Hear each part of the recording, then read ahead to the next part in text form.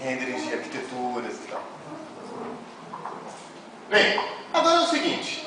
Nós, quando vemos a capa de um jogo, quando a gente vê a propaganda, o videozinho de um jogo, a gente, caraca, que realista, está muito realista.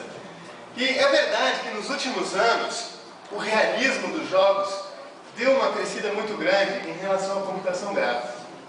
E graças à radiosidade e ao Ray Tracing em tempo real estarem podendo ser viáveis para os próximos anos, nós já estamos assim, ó, muito próximos da computação gráfica perfeita. Daquela computação gráfica onde o tempo não é problema. Daquela computação gráfica que a gente vê nos filmes, que a gente vê em animações 3D e tal.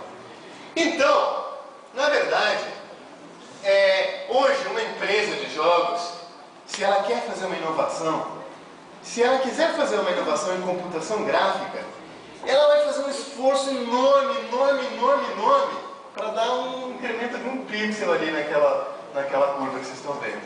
Certo? Por quê? Porque a curva de cima é aquela computação gráfica perfeita que basicamente a gente não consegue ultrapassar mais.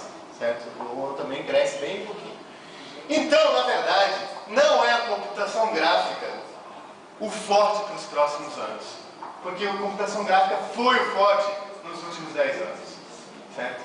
Então, graças a esse poder, a esse paralelismo que nós estamos tendo e tal, o forte dos jogos são outras coisas. Que coisas? Primeiro, uma das coisas que vem se apostando muito ultimamente é a física. Quando a gente fala de física de jogos, basicamente nós entendemos como duas coisas, sendo a física dos jogos. Uma é o que nós chamamos da física de corpos rígidos. O que é a física de corpos rígidos?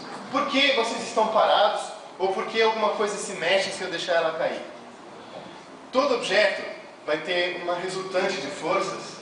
Se essa resultante de forças for nula, esse objeto fica parado. Se a resultante de forças estiver apontando para uma direção, a gente aplicando a equaçãozinha força igual a massa vezes aceleração, nós vamos ter uma aceleração de movimento, portanto uma velocidade, um deslocamento para aquele objeto. Então o que um jogo faz a cada frame? A cada frame ele fica fazendo assim, ele calcula qual é a tua resultante de forças agora, tal. Qual é a tua resultante de forças agora, tal, então mexe tanto. Qual é a tua resultante de forças, tal, tal, então mexe tanto. Só que isso nós só podemos fazer dessa forma tão trivial e fácil como eu acabei de falar, se os meus corpos forem corpos rígidos. O que é um corpo rígido? É um corpo cuja distância entre dois pontos permanece igual o tempo todo. Então eu posso criar uma força resultante, um vetor aqui no meio dele que diga para onde está sendo apontada a força. Agora, se eu tenho corpos flexíveis, como uma roupa, certo? Como o cabelo, os corpos rígidos não funcionam. Certo? Porque eu posso ter uma força sendo aplicada aqui, outra força sendo aplicada aqui, e os movimentos deles, de cada pedaço desse mesmo objeto, seja diferente. Só que se eu puxar esse cara aqui, eu não estou, nesse pedaço não estou aplicando nenhuma força, mas está tendo um cara que está puxando ele. Então tem uma propagação de forças que fica muito complicado de calcular.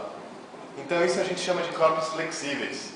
Enquanto a dinâmica de corpos rígidos é uma coisa fácil hoje, trivial de se calcular, dinâmica de corpos flexíveis é um problema. Certo? E tem um bando de gente trabalhando nesse assunto. Devido à dificuldade que nós temos em calcular a dinâmica de corpos flexíveis, é por isso que normalmente quando eu bato com o meu carro lá no Need for Speed, o meu carro ele ou não amassa, ou ele amassa de um jeito que não foi exatamente como eu bati, certo? Ele já tem uma outra malha dele amassada, pré-determinada, e aí ele só faz uma troca de malhas, ou até uma troca suave, se for o caso, certo? Mas a gente não computa, assim, como foi a dinâmica do corpo flexível em si. Bem, então já estão surgindo vários trabalhos muito relevantes, e já alguns jogos estão incorporando dinâmica de corpos flexíveis. O próximo Need for Speed, que agora ele tem um codename que agora eu esqueci, que vai ser lançado agora, vai ser lançado em agosto. Não sei se alguém lembra. Ele já usa para o teu carro, não para os outros carros, mas para o teu carro, ele usa a dinâmica de corpos flexíveis. Você vai amassar de verdade. Bom,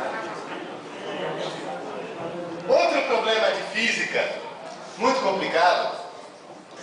Eu estava falando para vocês e acabei não completando. Quando a gente fala de física e jogos, são duas coisas. Uma é o cálculo da dinâmica dos corpos rígidos, ou seja, ficar calculando a toda hora qual é o vetor resultante de forças que aqui cada objeto tem. A segunda tarefa de física que a gente tem que fazer é o tratamento de colisões. Eu estou parado aqui, mas é porque eu estou colidindo com o chão. Se não tivesse colisão no chão, eu caía para sempre, certo? Então eu tenho que ficar computando, frame a frame, que polígono bateu com que polígono, certo? Então essa é a segunda coisa que a gente faz em física de jogos. Bem, outra área que está sendo muito explorada, e no ano passado, para esse ano, a gente fez até umas continhas, 20% das publicações na área de computação gráfica, tempo real, e na área de jogos, foi nesse troço aqui, fluidos. Simulação de fluidos. Interessa demais fazer a computação dos fluidos. Não só para a gente botar uma aguinha bacaninha ali e tal, um rio legal e tal, mas principalmente para a gente poder dar um passo a mais na física. No momento em que eu colocar a simulação de fluidos no meu cenário, eu vou poder, por exemplo, calcular a aerodinâmica.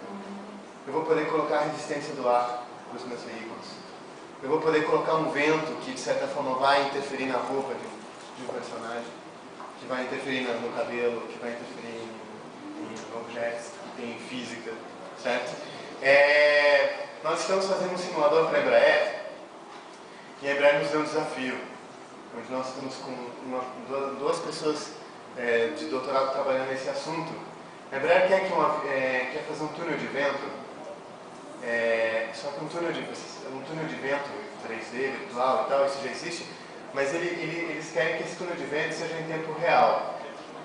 Só que eles querem que o avião flutue, ou a peça que você colocar lá flutue, não em função de uma força que você põe assim resultante, forçando para ele ficar parado lá ou ficar andando para uma direção, mas em função do escoamento do fluido sobre uma superfície, e esse escoamento de fluido fazer o diferencial de pressões que acontece, que por isso que o avião voa, né, e você fazer uma sustentação de uma aeronave 3D baseada numa física de fluidos real. Isso volto a dizer, em não tempo real isso já está feito. Já existe, tem simuladores que fazem isso. Mas em tempo real é um desafio, certo? Esse projeto é um desafio que deve de 3 anos. Tem 3 anos para ser cumprido. Bem, outro problema da física, que também esse já é talvez um dos problemas que não é para 2, 3 anos. É um problema que já talvez não seja nem para a próxima geração de consoles incorporar, que a gente chama de sound rendering. Rendering do som, geração do som. Computação gráfica, a gente consegue calcular, simular a óptica, fazer a computação bonitinha pela seguinte característica.